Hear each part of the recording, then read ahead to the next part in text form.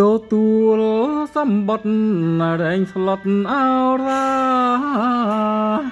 អូនហៅភ្ញៀវការសាងជីវិនថ្មីមកជាយុទ្ធជនការពារទឹកដីខានមកការស្រីជាភ្ញៀវកិត្តិយ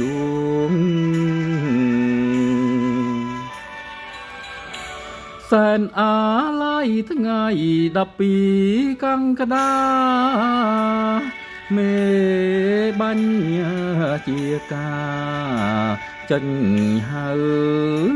ចំឈ្មោះ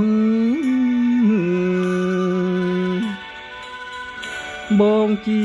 យុទ្ធជនធ្លាប់មានចិត្តស្មោះកាត់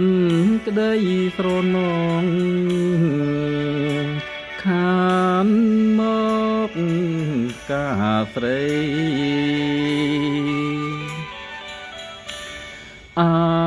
ណិតស្រឡាញ់នៅពេញបេះដូងស្ទើររលែងទ្រូងដោយនៅអាឡ័យ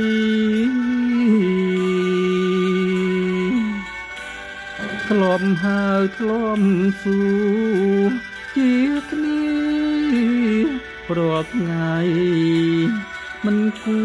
រនិស័យខានបាចតាស្លា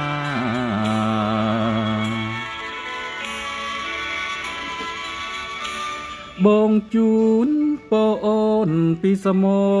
រភូមិទុកដូចញើភ្ញៀវរួមបានចងហាត់ថាចាំស្រុកសានត្រានយើងជួបមុខគ្នាបើបានបត់គ្នាចែងបងតផង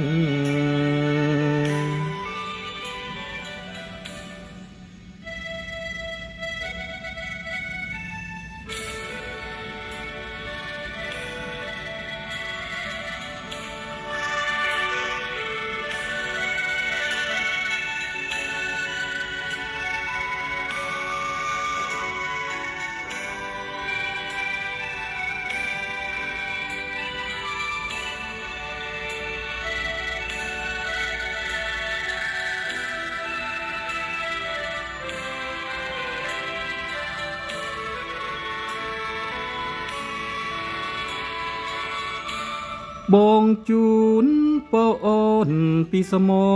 រភូមិទុកដូចញើភ្ញៀវរួមបានចងហាត់ថាចាំស្រុកសានត្រានយើងជួបមុខគ្នាបើបានបត់គ្នាចែង